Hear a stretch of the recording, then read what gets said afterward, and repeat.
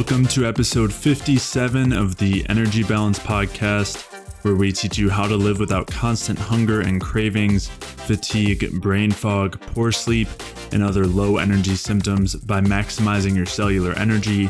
I'm Jay Feldman. I'm a health coach and independent health researcher, and joining me again today is my good friend Mike Fave. Mike and I have been studying health and nutrition together for a long time now, and Mike also draws on his experiences from working within the healthcare industry. Today's episode will be part 2 of our series discussing tissue oxygenation, cellular swelling, pH balance, and other related topics. In part 1, if you missed it, we discussed the role of carbon dioxide in our metabolism. And if you haven't listened to that episode, I'd highly recommend you go back and do that because that information is vital for understanding what we'll be discussing today, which has to do more specifically with glycolysis, lactate, and pH balance. And I do want to mention that this series that we're doing right now is a little bit more heavy on the physiology and biochemistry side. And so if that's not up your alley, if that's not your cup of tea, then I'd highly recommend going back and listening through episodes 1 through 7 of the podcast, where we took some time to build a foundation as far as the bioenergetic view of health goes. In today's episode specifically, we'll be talking about why lactate is not a harmless byproduct of glycolysis. We'll be talking about how lactate drives cellular swelling and prevents proper mineral balance, oxygenation, and pH balance. We'll also be talking about misconceptions surrounding pH balance and the idea that alkalinity is healthy and that we just want to be more alkaline. We'll be talking about why we want our cells to actually be acidic instead of alkaline and what we can do to help maintain a proper pH balance throughout our bodies. To check out the show notes for today's episode, head over to jayfeldmanwellness.com/podcast, where you can take a look at the studies and articles and anything else that we referenced throughout today's episode. And if you are struggling with any low energy symptoms, whether those are symptoms that we've discussed throughout this series, like high blood pressure or heart failure or edema, or any other low energy symptoms, whether that's chronic cravings and hunger, low energy or fatigue, chronic pain, weight gain, digestive symptoms like bloating or inflammation, brain fog, poor sleep or insomnia, or any hormonal imbalances, then head over to jayfeldmanwellness.com/energy, where you can sign up for a free energy balance mini course where I'll explain how these different symptoms and conditions are really caused by a lack of energy and what you can do to maximize your cellular energy and resolve these symptoms and various chronic health conditions.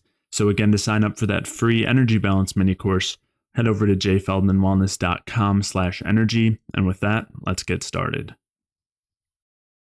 So the contrasting side, the opposite side of the efficient glucose metabolism that provides a lot of carbon dioxide would be basically two other components that we talked about last time. So one was the fat oxidation side, and sometimes that goes on its own, but there's also the glycolysis side, which is basically when instead of glucose being completely metabolized as far as it could to produce the maximum amount of ATP and eventually go through the Krebs cycle and electron transport chain, instead it basically gets stopped after that first part, which is called glycolysis. And when that happens, instead of getting, basically you end up with pyruvate is the end product of glycolysis. And then instead of getting shunted towards the Krebs cycle as acetyl-CoA, it gets converted to lactate. And so that's that main break that we see. And not coincidentally, a lot of regulation happens at that pyruvate dehydrogenase enzyme, which is that conversion from pyruvate to acetyl-CoA. And then same goes on with pyruvate to lactate, which is called lactate dehydrogenase. That's the enzyme for that one. And basically when things are not functioning well, when we don't have a lot of CO2, when things are getting stopped up at the electron transport chain, leading to lower levels of energy and a lower NAD to NADH ratio, that's going to impair the conversion from pyruvate to acetyl-CoA. And another factor there is B1, which is also involved in that conversion. So when those things are happening, then what you see is that pyruvate getting converted to lactate, and that in the same way that we've talked about this cohesive system that all works together, that has several mechanisms that all work to either slow down respiration or speed it up or improve the metabolic state of the cell or decrease it. The conversion from pyruvate to lactate is one of those backup mechanisms that works on the slowing down side, the slowing of metabolism, the slowing of energy production. And it has a few effects that do that. And again, all of this makes sense where we need to have this backup pathway available for any time when we have extremely high energy demands. So normally people talk about this in terms of exercise, where when you have very high intensity exercise, you'll first run on what's called the phosphocreatine system, but then after that, you'll be using glycolysis to provide energy and as kind of that primary backup mechanism to produce energy. And it's very quick, but it can't be sustained for very long. We only have a couple minutes where we can continue with that anaerobic glycolysis. Sometimes they call it anaerobic glycolysis, which basically means that the oxygen is not being used because the electron transport chain isn't functioning there. So we end up with just that first glycolysis point. But we're very limited on the amount of time that we can do that. And that's because it comes at such a cost to run through just glycolysis to lactate and not go the full route. And it requires a huge amount of stimulus to force that to happen, considering that cost. And again, it's a good thing that this is there so that we can deal with those major energy demands when we have them. But we don't want this to be something that we're running through on a regular basis. And again, there are a few different kind of braking mechanisms that lactate has that kind of contribute to that. But I don't know if there's anything you want to add before we dig into those, Mike. No, there's like a few, like for vitamin, when you said B1, you meant it was like just to clarify, nothing really to add to the system, but it was like vitamin B1, which is also thiamine, is important for pyruvate dehydrogenase in case somebody didn't know what that was. And the phosphocreatine system, I want to reiterate, is specifically within the musculature. As far as I understand, it's mainly occurs in the muscles, and it's very anaerobic glycolysis, which is running glycolysis because you don't have the oxygen or without oxygen present, is very different than the metabolism that occurs with aerobic glycolysis, which is something I don't know we might touch on today, but we might touch at another point, or if anyone's heard it in the Ray-Pete sphere. Those are two very different things. But besides that, yeah, that's pretty good summary overall. Yeah, I mean, by aerobic glycolysis, isn't that just the same process, just in the presence of oxygen, because there's something blocking the chain, or is there something else you're talking about? Well, aerobic glycolysis is that's supposedly the cancer metabolism, and so I don't want people to confuse what happens with muscles under intense muscular activity, intensity being just defined here as moving large amounts of weight. Is a natural process. It's something that's supposed to go on. It's something that your body has that system in place for a reason. Whereas aerobic glycolysis is more like a pathological condition because of damage at the electron transport chain. Yeah, but it's the same biochemical processes. It's just in different contexts.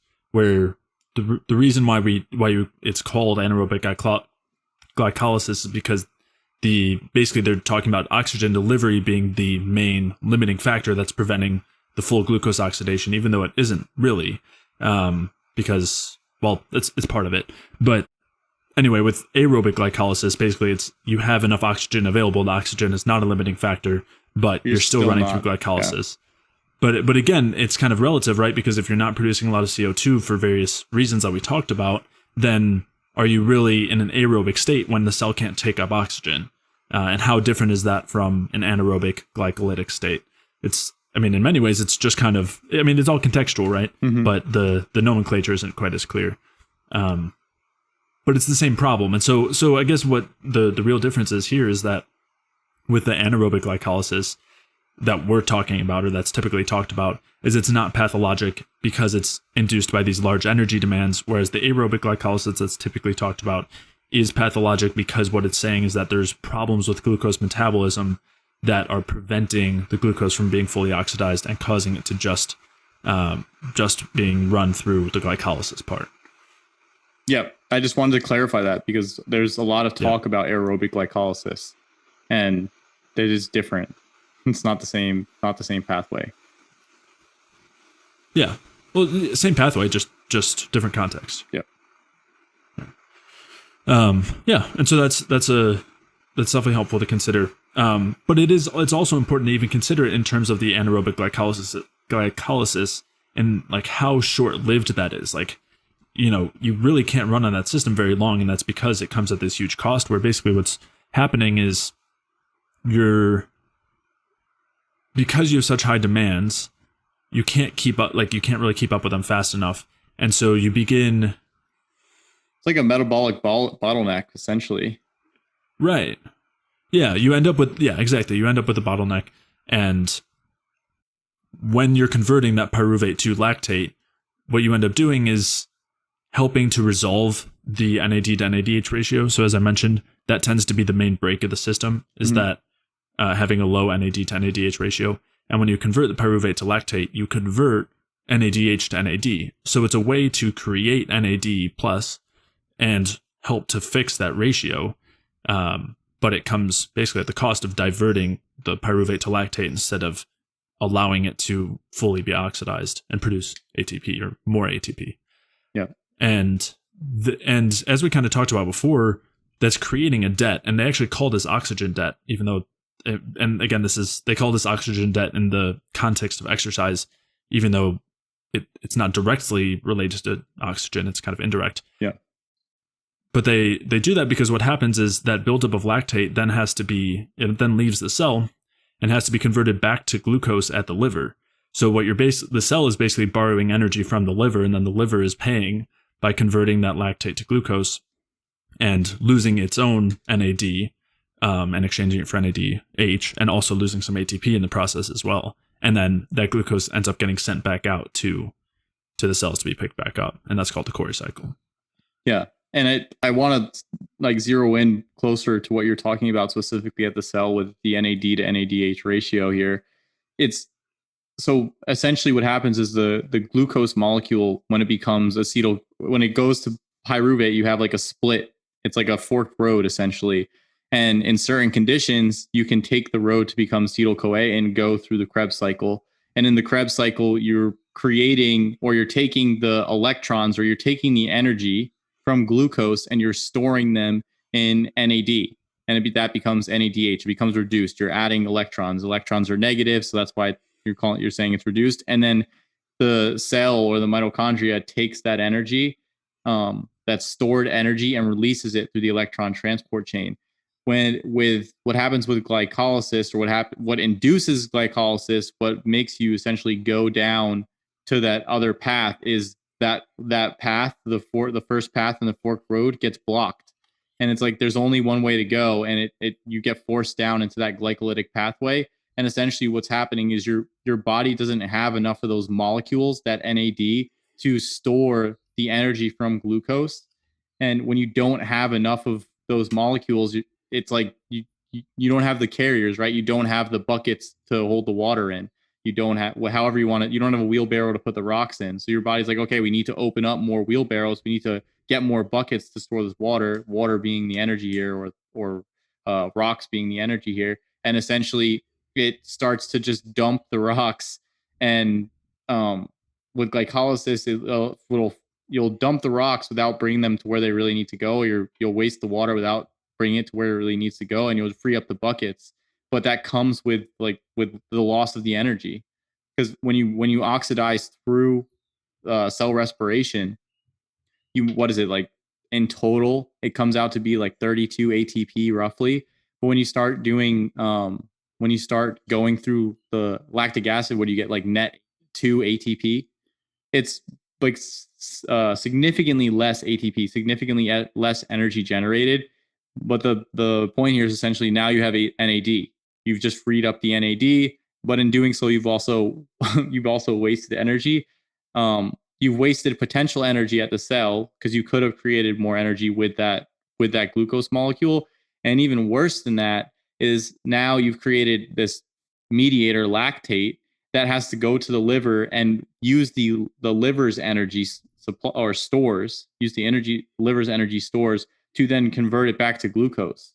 So now it's like a double negative almost. So it solves like a little problem at the cellular level, where it frees up your buckets, it frees up your NAD, and then but you lose potential energy at the cellular level, and then you actually directly lose energy at the liver level. And that's because in order for the liver to process lactate back into glucose, it requires ATP. So it's not a good state to be running in. It's like a and this is why you can't run it extensively. This is why you only have a certain period of time to do this, because it's not meant to be a long-term option. It's meant to be like a short-term band-aid solution, quick. We're gonna, particularly in muscular energy, it's like it gives you a very rapid and quick production of energy. It's like a very quick burst, and then you essentially are burning out of your supply. You've gone through everything very fast. Whereas when you go through cell respiration, each molecule of glucose is producing a significant amount of ATP, but it's just doing it at a slightly lower rate. Yeah. Yeah. And it's also doing it without basically wasting energy at the liver, and you're getting the full amount of energy that you could have gotten at the cell. So it's just overall, like, it's just a way better place to be. Yeah. Go ahead. Yeah, and it's without racking up that debt, and that debt comes at the cost of the liver. But again, there's, as you were kind of describing earlier, this isn't pathological in the short term, where you do end up at the very end, like after the Cori cycle, you end up back with the same glucose back at the cell. You just kind of borrowed the ATP and the NAD and NADH from the liver, and then eventually, if things are fine, that muscle cell could then use the glucose and run it all the way through respiration if it's in a better state. But the real problem comes about is when we are not efficiently converting that glucose all the way through the Krebs cycle and through the electron transport chain at a high percentage, and a lot of it is getting diverted to lactate, even when there isn't that huge demand. Then all of a sudden it gets worse than debt, because it's like on every dollar you're losing 50 cents or more, 80 cents. Yeah. It's like you're just stuck at an inefficiency. It's like, you have an engine and 3 of the cylinders aren't running. And it's a sign that things are wrong. And as we talked about, these things all, like, our bodies are meant to recognize that as a sign. It is, and when we say it's pathological, I guess all that we're really saying there is that it's associated with a state of lower health, but it's something that our bodies are actually dealt, not built, but used to dealing with and adapting to in times of stress, which we don't want. We don't want to be creating that stress, but it's a way, like, it's a signal that our body uses to further depress its metabolism, just like stress hormones, and just like low CO2 and a low NAD to NADH ratio. Well, it has to depress its metabolism, because if you continue to run at that level, you can't. You don't have a lot of time, even if you put it in terms of like the bank account, right? Like you have $1, you're giving $1 to lose 5, right? You're like trading $1 for 5. It's like there's only so long that you can do that, because you're starting to tap into your own resources. And so eventually, like, it's basically a trigger for a break. It like starts putting the brake on the entire system. It's like, whoa, we're losing energy here, boys. We need to slow it down for a sec and figure out what's going on. And then that's when you start. And this is where the idea of like hormones overlaying on the system come in. That's where you start elevating those adaptive hormones and start activating all these backup pathways just to make it through. So you start lowering metabolism. Well, we can lower a little bit over here. We can lower a little bit over here. We can divert energy over here. Oh, we need more energy. Well, we can pull it from our tissues. And then that's where you start seeing, okay, adrenaline elevates. You start increasing fatty acid oxidation. You start liberating protein from your muscle tissue to create more glucose supply. And like after you depleted your liver glycogen or lowered your liver glycogen, and then when all that starts to come in, it's like the snowball. It's like if you imagine a mountain, on top you have a little snowball. You can go down one side, or you can go down the other. One side is like having your metabolism working appropriately. The other side is like working on all these backup pathways. When you start going down the backup pathway road, the snowball starts to continually get larger as it goes down the hill or the mountain or whatever it is. And then essentially and this is something I think that's important when people want to rebuild their health, or they want to get themselves back into a good state. You got to roll that snowball back up the hill and push it over the other side. and you have to kind of undo and like uningrain these pathways that you've been hammering and hammering and hammering, and concepts that go in there like upregulation and downregulation of receptors and whatever else, whether or not it's receptors or not. It's essentially the cell, your tissues, your body start, when they start getting ingrained into the system, the signals start becoming less potent, right? So it's like if you're in a pretty healthy state and you're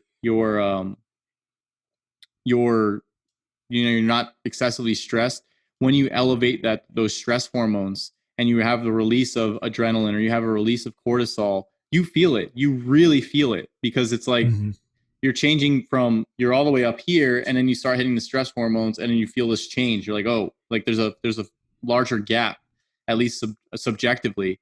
And then when you're hitting the stress pathway consistently, you may not necessarily feel the changes as much, because you have that stuff present consistently. Your body's consistently used to dealing with it. It's like you have another stress, and then it's just like, oh, okay. But at a certain point, and this is where you start talking about like Hans Selye's general adaptation syndrome, where it's like at first you have like an alarm. It's like, oh, we have a problem. And when you're in that healthy state, oh, you get the alarm.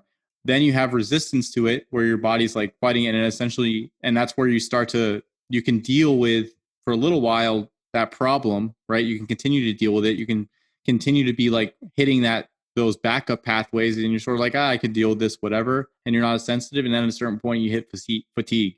And that's where people just like are pooped out. They're done. It's just like, they're completely exhausted. They can't do anything. And any little stress sets them off.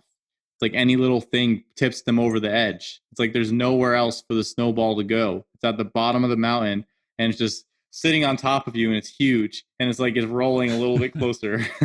So and so the reason I bring that up is I want to make it immediately applicable, because these systems running in aerobic glycolysis, or like starting to really hammer glycolysis, and this is outside of the context necessarily of like bodybuilding and exercise and whatnot. I mean, at some point, like too much of that can also be like a huge metabolic burden on the body. So it's important to point that out. But this is like, I think our context here is more like in chronically negative health states, where you've continually hammered these pathways, continually moved into these backup systems, and now you gotta reverse that. And this is basically, we're getting into the mechanics of why these backup systems are such a problem. And you can break it down into these empirical terms, like where you're literally comparing ratios of the different molecules, or for example, NAD to NADH, or what happens with lactate at the liver. There's like, these pathways have been mapped out to describe this process in like very empirical or objective terms. But the subjective side of that is essentially what I was trying to just describe. Yeah. Yeah. And even to be more specific, that might be something that someone experiences when they aren't able to tolerate exercise very well, and they tend towards fatigue, or they get a lot of achiness, or that they're, as you were saying, they're very susceptible to stress. Anything that's small can set them off. There's much less available for energy reserves, and for any, like in this state, there's much less available as far as energy availability. And then anything extra is going to require a stress stimulus in order to increase the production of energy. So you are going to be a lot more susceptible to stress. As you were saying also, though, sometimes when you're in such a chronically stressed state, you don't even notice that something is requiring stress because you're already there. So it can kind of depend, but I think on the extreme side, you tend to see like fatigue as one of those main things. But at the same time, you mentioned the Warburg effect, which is basically the description of this, a description of being in this glycolytic state despite having oxygen available, which obviously isn't the bottleneck at that point. There's other bottlenecks farther up that are blocking the conversion from energy or food to energy. And the Warburg effect was studied as a way to describe what happens in cancer and leading into cancer. So there's kind of another potential application there. Another place, like there's some really interesting research that I've referenced in the past in terms of weight gain and obesity, where they talk about that being a major factor that leads to constant hunger, because your food is not getting converted all the way down. You're not getting the ATP, and that ATP is not available to shut off your hunger signals and say you've got enough energy, because you don't have enough energy. And so that leads to continuously eating and eating because you're not actually using the food effectively. So definitely a lot of direct real world applications here, in addition to some of the like other pathological states that we'll be discussing. But another thing I wanted to mention too is some of those other physiological effects of lactate. And one is in contrast with what we described as far as the production of CO2, where the CO2 can end up taking sodium and calcium out of the cell by converting to bicarbonate, and then sodium bicarbonate or calcium bicarbonate. And lactate does not have that ability, where it doesn't have that same effect. Again, this is based on some things that Ray Pete has talked about. Has talked about. I haven't seen direct research with it, but again, it's not really the way that research is conducted. It's not really looking at these sorts of things, but it makes sense biochemically and physiologically that lactate wouldn't have that same de-swelling effect and that same reduction in sodium and calcium intracellularly. So that's one component to consider. So another thing too, and we'll dig into this in more detail as far as the pH balance, is that'll leave the cell being more basic and make relatively the blood being more acidic. And we'll talk about why that's not ideal also. So that's one thing. And then another thing as well is that, and this was a pretty interesting one to see in the research, is that in the same way that carbon dioxide can bind with hemoglobin to lead to the release of oxygen and increase oxygenation at the cell, lactate can do the same thing. And that makes a lot of sense because when there is a lot of lactate present, oxygenation is going to help relieve that lactic acidosis type state and bring back proper respiration and energy production. So it's like a really important feature of that backup mechanism, kind of like nitric oxide being the backup vasodilator. Again, these things come at a cost, but they still have these backup ways of kind of having the same effects. And so lactic acid lactate can bind with hemoglobin and lead to the dissociation of hemoglobin and oxygen, which allows for the cell to pick up the oxygen. But the problem is that, and again, this is something that Ray Pete has talked about. I have not seen direct research on it, but if anybody has any, studies looking at this, let me know. Yeah. But it definitely, again, makes sense biochemically and physiologically, where at the lungs, when the hemoglobin typically comes back to the lungs, it's bound with the carbon dioxide, and then the carbon dioxide is released and the oxygen is picked up by the hemoglobin, and the carbon dioxide leaves as vapor. It's vaporized. And so we have an easy exchange there. But when the lactate is bound with hemoglobin and would end up back at the lung to exchange with oxygen, we don't just breathe out lactate. So at first, you would have that switch. You would have the hemoglobin pick up the oxygen and let go of the lactate because you have the opposite pH balance there, and you have the excess oxygen relative to the hemoglobin bound with lactate. Like the hemoglobin doesn't have much oxygen, and so that puts it on the other side of that curve and allows it to take up the oxygen.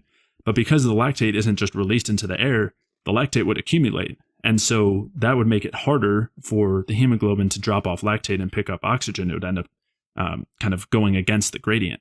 So because of that, excess lactate and excess lactate bound with hemoglobin would potentially decrease the uptake of oxygen at the lungs, which would be a problem if you want to be getting oxygen anywhere else in the body.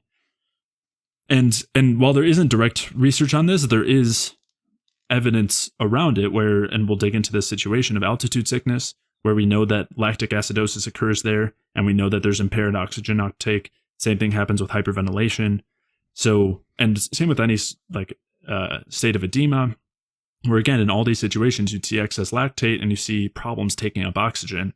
So even though there's maybe not something directly that I've seen looking at that, it would definitely make sense both physiologically and in these applications. Yeah, and I think you see it in a ton of other pathological states where, for example, things like sepsis or acute respiratory distress syndrome are all one of the markers that they check for all these things is your lactate level. They're essentially trying to see, what's going on at the cell, and it's all coming down to that energy failure. So even if Pete's, because you covered like quite a few things there, but even if Pete's theories on how things with lactate, as far as like pulling protons out of the cell and making the cell more alkaline, and then also changing the the balance of sodium, potassium, and calcium, magnesium between intracellular and extracellular in the cell. Like, even if that doesn't necessarily pan out the exact way that he describes, the idea behind the energy metabolism basically failing or having the, because that's essentially what happens. What's happening is you have like an energy metabolism failure. When that starts to happen and you start to move towards lactic acid fermentation at the cellular level, you those processes are going to occur whether or not it's from lactate or not, just based on the idea of Lang's cardinal absorbance and structured water, etc. And so, you're basically, the current theories don't fully describe all this stuff in such a, like, I don't know, such an exact way, right? Like, there's a couple gaps here and there with some of them, but Mhm. they still generally trend towards understanding things in a similar fashion, where essentially in states of endotoxemia and whatnot, when you have the energetic failure, it's characterized by, it can be characterized by higher states of lactate. And then essentially you start to see like all the other issues that come with that, which is you have massive amount of swelling, you have massive amount of shifting of fluids, so that you basically go into shock. There's nothing there's nothing in the vasculature, and you have like all these adaptive systems like pouring in to fix the problem. You have massive blood vessel constriction, um, just like changes in your respiration, trying to blow off CO2. And it's not because in a lot of these states, it's not that CO2 is the problem. It's that like with sepsis or ARDS, like you're trapping CO2 at the lungs. So you're not able to get the oxygen in and allow the Bohr effect to work. So basically, whether or not Pete's theories on exactly how this works make is like exactly how it goes, just the metabolic aspect itself still describes the same problems, and basically the things are happening, whether if it's directly from lactate or not. Like, it still comes down to what's going on metabolically, and shifting towards that lactic acid metabolism is still always a problem. The other thing I wanted to clarify here is, when you go move towards lactic acid fermentation, just essentially the mitochondria creates gradients with protons. So if you're gonna go through cell respiration and you're gonna produce x number of ATP, the way the mitochondria does this is by creating a proton gradient. When that doesn't happen and you start to move towards lactic acid fermentation, you start to shift cellular pH.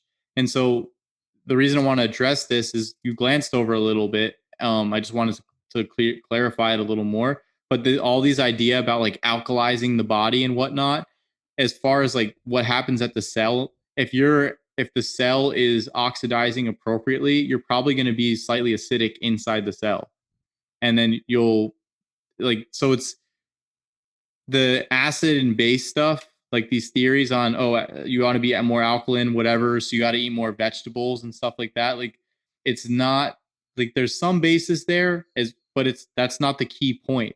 The key point, and this goes even with the hydration aspect, the key point for hydrating a cell and the key point for making sure that the cell has the correct pH is making sure that its energy metabolism is right, because the energy metabolism will allow the cell to hold on to water, and it'll allow the cell in the right way, right? You don't want a waterlogged cell. We talked about this in the last one, but it'll allow the cell to hydrate appropriately, and it'll also allow the cell to take up the correct minerals. So the cell will have the correct pH, and the cell will have the correct intracellular and extracellular mineral balance. And so it's not about, you need to, like, you need to eat vegetables because when you burn them they produce an alkaline ash, or you need to eat meat because when you burn it produces an alkaline ash. It produces an acidic ash. What you want to be looking at more is the cell respiring correctly. And when you're starting to move towards something like lactic acid, like moving towards a shift towards lactic acid production, and you start to not have the proton gradient be created, and not have lactate pull protons from the cell, and you have the cell start being more alkaline, you start actually having problems. So those are the key areas that we want to focus in on. It comes down to metabolism pretty much every single time. And for most diseases, even like the most severe forms where you see things like ARDS or sepsis, though the markers that they are looking at are lactate, are what's happening, and the consequences coming from the damage to the metabolism in these pathologic states are essentially rapid consequences that you see people take lifetimes to develop, like chronically. So when you see somebody who has just gone in like full-blown sepsis and they're super edematous, those states are similar when you have like the energetic failure of heart failure and people start to become edematous. Like it's the same idea. It's the same concept, just on a different time scale based on what's going on. Mm-hmm. Yeah, absolutely. And I'm glad that you brought up the pH balance. I mean, all of that was really great. I mean, super helpful context. But I wanted to talk a little bit about the pH balance, and in terms of metabolism, and then what in contrast to what a lot of people are told or what a lot of people say there, because it does directly pertain to CO2 and lactate in a few ways.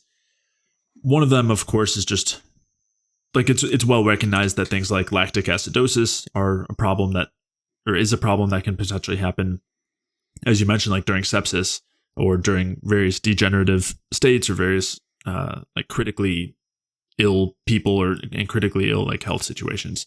There is an association with lactate. So that's definitely an issue. We'll be talking later on about respiratory alkalosis, which is basically what happens during altitude sickness and hyperventilation and during some other like illness states as well. And part of the reason why I think it's valuable to bring that up, and then also to talk a little bit about the pH balance between the cellular environment and the extracellular environment, is just because there's a ton of misconceptions there, a lot of like misinformation that's kind of thrown about as if it's truth, just about, I don't know, the general idea is basically that like acidity is bad and alkalinity is good. And it's one of those weird impositions of morality that people have made on some, kind of health situation. And we've talked about that in terms of like different diets, but acidity and alkalinity, there's no like inherent good or bad there. And as we've kind of talked about it or alluded to, and we'll talk about more specifically, we actually want the cell to be relatively acidic. That's actually like a sign of a healthy cell. And an alkaline cell is a very unhealthy cell. So, and a lot of times people are talking about it too, as far as like the blood or as far as foods that are eaten. And I know you mentioned that, like you kind of alluded to it quickly as far as the ash of the food. Yeah. And that's like where a lot of this, like a lot of people talking about acid base basically are saying that you want to be eating alkaline foods, and that's determined based on the ash of the food. And all that really is representing is mostly the mineral content of the food, other than phosphate. So phosphate would be like on the acidic side, but all the other minerals, magnesium, potassium, calcium, sodium, will all create an alkaline ash. And so it's basically just saying that those foods would be the beneficial foods or healthy foods, and that tends to be like fruits and vegetables and dairy. And then meat and grains have more phosphate, so they would be on the acidic side. But we've talked about like the issues with grains, and a lot of phosphate is not ideal. And I think that like the basis for this came from people like, oh, plant-based diets are better. And it's like, this was like a rationalization around it. I don't think that people were like, oh, let me burn this food and see what, like if the ash is acid or alkaline, and base my whole diet off of that. Like it's a little bit arbitrary. It's kind of like ridiculous. And go ahead, finish what you're saying before I get off on a tangent. I mean, that's kind of where I was going to. Like, it has virtually nothing to do with what's actually going on physiologically, whether the food is acidic or alkaline, and then also what's going on internally. I mean, acidity and alkalinity can be determined by all sorts of physiological processes that have to do with how quickly you breathe, or like what's going on inside the respiring cell, or how much sodium you're taking in, and also all of the balance between all those things and all the different minerals. And we'll dig into, I guess you can go ahead and off on your tangent, and then we'll talk about what's actually going on physiologically that would affect pH balance.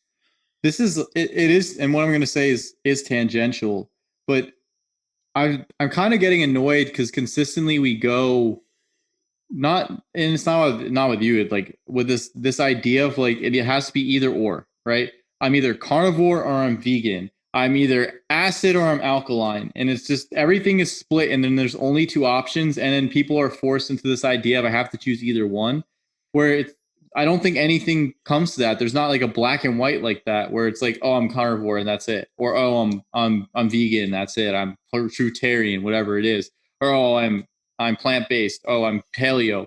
Whatever these things are, like it doesn't have to be like all these things aren't mutually well. Some of them are mutually exclusive, but it doesn't have to be that way, right? You don't have to just eat plants to be healthy. You don't have to just eat meat to be healthy.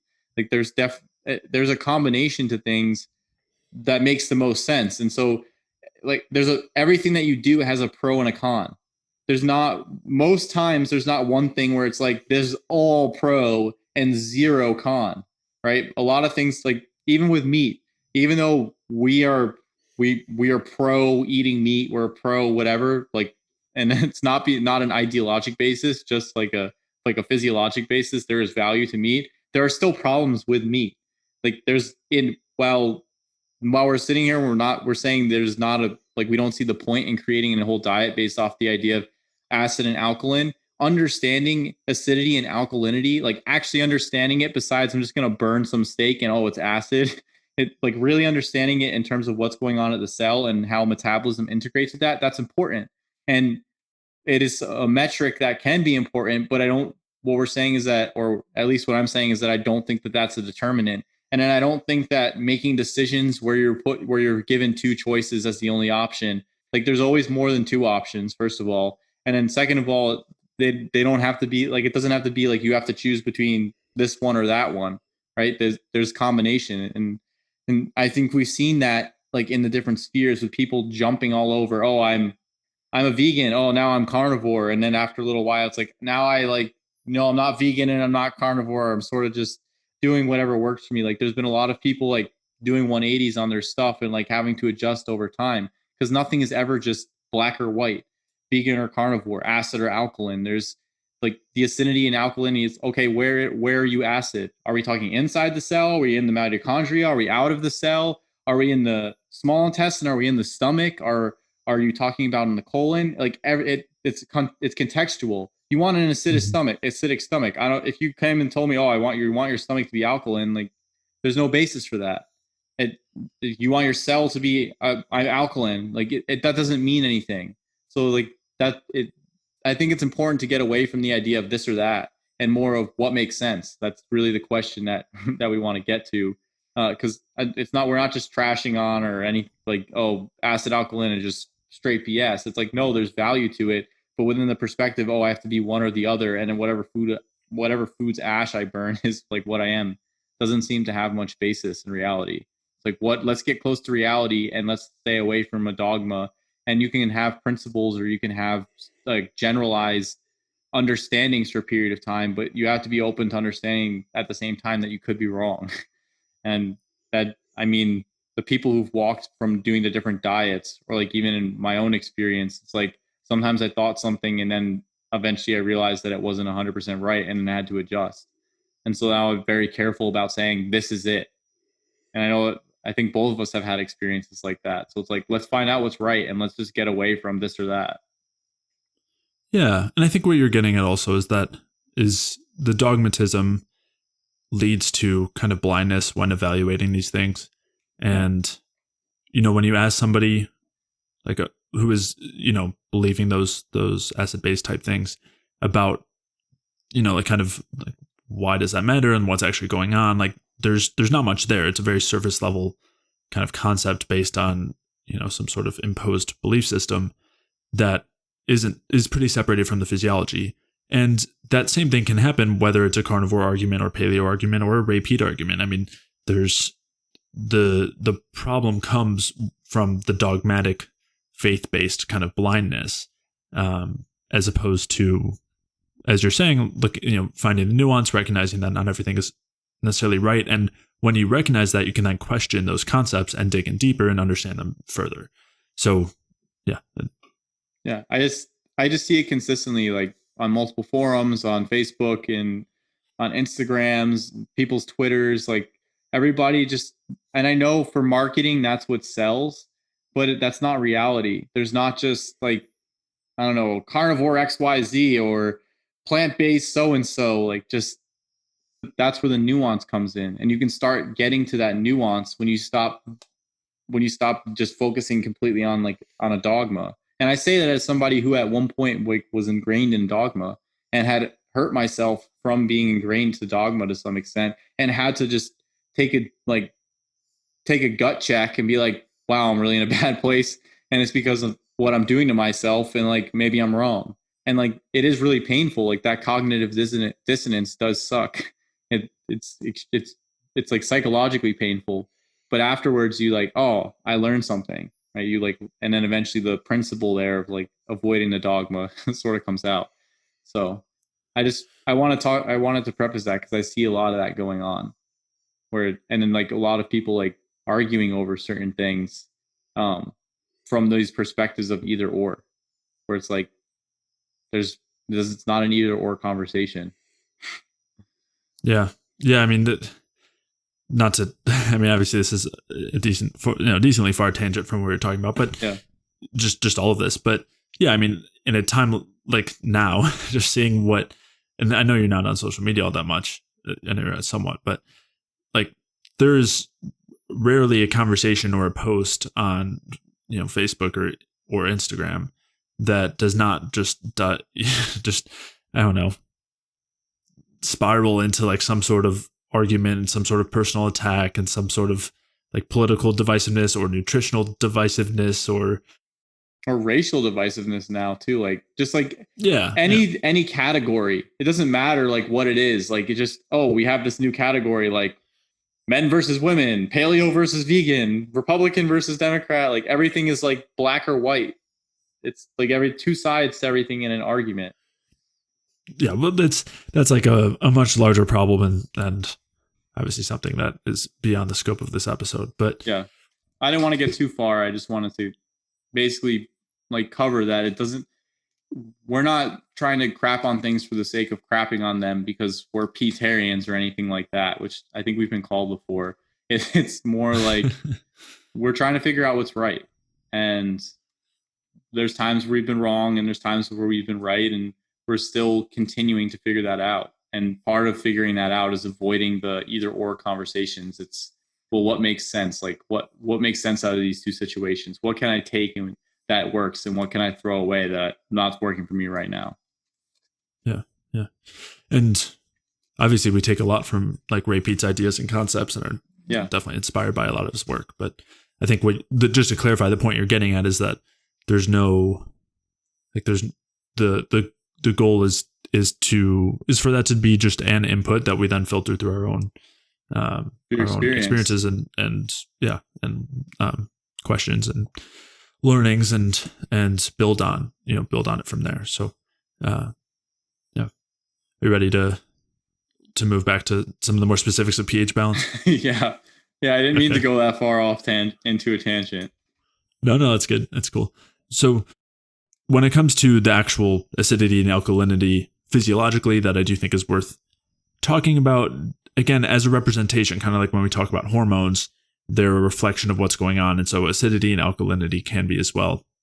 And when we're looking at the intracellular environment, meaning inside the cell, we want it to be relatively acidic because that's a reflection that complete glucose metabolism is happening.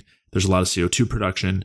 And so a lot of structuring of the cell, a lot of energy, and that's going to lead to the exclusion of sodium and calcium, which are the main minerals and electrolytes and ions that would make the intracellular environment basic. And they do basically when the cell contracts and uses its energy and ends up in a low energy state, sodium and calcium influx, and that causes an alkaline state. So in the high energy resting state that has a lot of CO2 production and ATP production, that's going to be relatively acidic because it's going to exclude the sodium and calcium. And also, and again, we talked about some of the mechanisms for that, part of those, or potentially one of those being the CO2 actually combining with the sodium and calcium and taking it out. So that would be kind of the first part. And then the contrast to that would be the extracellular environment being slightly alkaline. And that's because it would have that higher concentration of the sodium and calcium. And so in contrast to that side, when you have inefficient metabolism going on and you have a lot of lactate production, That's going to allow those ions to enter the cell, the sodium and calcium. But also, again, we talked about this potential mechanism where the lactate would take protons out of the cell, and that would make the cell more basic and make the extracellular environment more acidic. So, yeah, I mean, those are kind of just the basics on the cellular, intracellular, extracellular side as far as acidity and alkalinity goes, which is probably contrasting to what's generally said as far as everything wanting to be alkaline. The other interesting thing too, when you're talking about alkalinity and acidity, is there's always some contrast. There's always a movement and gradients of different ions. And so if something is more alkaline relatively, something else has to be more acidic. So that's kind of just a funny side note. Yeah, it is. It all is relative. Like it's so, and that's again, that's what, like, how acidic are you talking? That's why the context matters with that. It's not just, oh, I eat vegetables, so I'm alkaline, or I eat this, so I'm acidic. There's much more depth to that. Right. Yeah. And it just, basically our point is that it largely stems on metabolism. Yep. So, yeah. And then the other huge component has to do with in the blood has to do with the CO2 and O2 concentrations, and same thing at the lungs, if you want to dig into that a little bit. Yeah. So there's actually two places where that happens essentially. So the one that works the fastest is from the lungs. And essentially your lungs can control how much CO2 you have in your bloodstream by increasing or decreasing respiration. When you have high amounts of CO2, you will increase respiration to blow off the CO2, or at least that's the idea. And so basically your nerve, it's like a more complex system, but there's an area within your bloodstream. I think it's like I think there's air sensors by the medulla and somewhere by the heart that basically look at the different concentrations within the blood of the different gases. And then they basically refer to your nervous system, and your nervous system can control your breathing rate. So in like different pathologic disorders, there's different breathing patterns. Like there's something called Kussmaul respirations, where essentially you're breathing rapidly, and it's not really a good sign. Basically, it's showing like a metabolic issue because your body is trying to excessively blow off the CO2 that you have in your bloodstream. And it could be from whatever, like it's your perfusion problems, whatever. It's getting, the CO2 is getting trapped. They're basically not getting oxygen. There's different there's like different respiratory patterns like that you would know in the hospital, and it all comes down to this stuff. So your lungs control your acidity or your alkalinity by blowing off CO2. And then the next piece that controls it, and it takes a little bit longer than the lungs, because you can change your breathing rate right now, but is your kidneys. And your kidneys can control the excretion or retention of bicarbonate, and that can adjust. And so there's also a relationship with bicarbonate and some of the different molecules or ions like potassium with the red blood cells and carbon dioxide, and there's like exchanges there. So there's like a whole system of regulation around maintaining pH, and you can have different compensation patterns. You can have it at the lung, or the main two that we look at is at the lung or at the kidney. And essentially the first one, and one of the largest ones to act, is at the lungs, and that's by blowing off CO2. So essentially the more CO2 you blow off, the less carbonic acid you'll have in your bloodstream, and it'll basically increase your pH. It'll make you more alkaline. Yeah. So that's the main regulation. And that's something that's really important to keep in mind there, is that the ability of oxygen to unload or load onto hemoglobin is dependent upon these pH concentrations. So the pH at the cell and the pH at the lungs are both different. And the body wants to maintain this polarity of the pHs at the different areas so that the enzyme can work effectively. And that's why there's all of these comprehensive systems built and ingrained into the body with multiple layers of control to maintain things within that tight regulatory range, so that you don't go out of that. Because if you go out of that, things start to not work. And I mean, that goes with pretty much everything. It even goes with like temperature. Like at certain temperatures, the enzymes in your body do not function well. If You go too high, you can start to denature or completely eliminate function. You go too low, everything starts to slow down. So everything has tight set limits and multiple layers that function around making sure everything works well. Yeah. Yeah.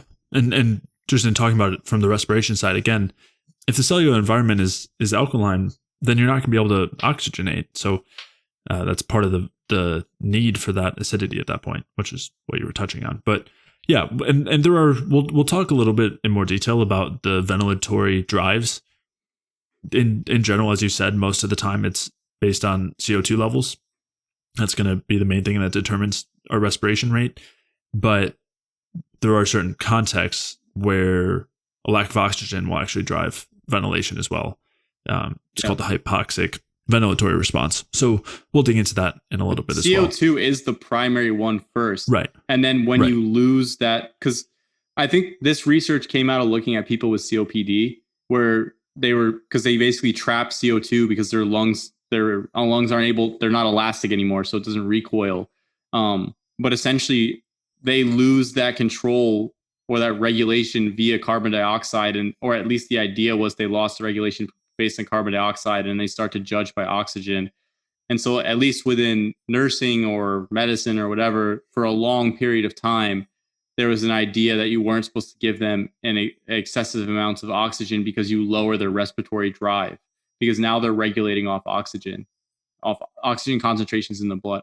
I think what we want to get to here is everything comes down to making sure that metabolism at the cell is going well as far as cell respiration, the Krebs cycle, electron transport chain. Make sure everything is functioning there, and you're producing CO2 at the cellular level. And I think that's the main point. If your metabolism and whatnot is functioning well at the cellular level, you don't have to worry about alkaline and acid and whatnot. You don't have to worry about potassium, magnesium, calcium, yada, yada, yada. Because essentially, if that system is working right, it'll take care of everything else. And that's because everything is integrated. And so really, you want to be producing CO2 at the cell. That's the goal. Produce CO2 at the cell. And if you're doing that, then you're not doing lactic acid fermentation. And depending on the amount, you're not doing as much beta oxidation. And then when your cell respiration is functioning appropriately, you're producing adequate amounts of ATP with that CO2. Then you have your cardinal absorbance. That'll determine what your electrolyte balance is going to be intracellularly versus extracellularly. And it's going to basically make sure that the cell is in correct structuring of water, so it amplifies your hydration, and just basically go from there. That's really the central point of everything going on. You need to drive that. Even if you don't understand all the specific pathways and the Cori cycle and yada, yada, yada, the most important point is to make sure that that's working. And to basically, and it comes down to being as simple as you need to supply the things that the cell needs to make sure that that's working appropriately, and you need to remove the blocks. And that's really what it comes down to. So, and we've talked about this kind of ad nauseum, that you essentially want to basically get rid of blocks like endotoxin, polyunsaturated fats, toxic heavy metals, whatever else. Make sure that your nutrients, both macro and micro, are dialed in, and that you're not overtaxing the system, right? Because there's a limit to how much energy you can produce in X period of time. So like running a 5K every day would be a bad idea. That's kind of the idea. And then at the most basic level, that's what you want to do, is you want to optimize metabolism at the cell. But as you go up another layer above that, then you start seeing what's happening with hormones. And then above that, you have neurotransmitters, and you have the immune system, and then you have digestion and whatnot. So you want to, they're like a series of concentric circles, and each layer you basically have the primary goal that you have in the center, and you understand each layer going from there, and you build it out. But the primary goal is making sure that metabolism is functioning well at the cell.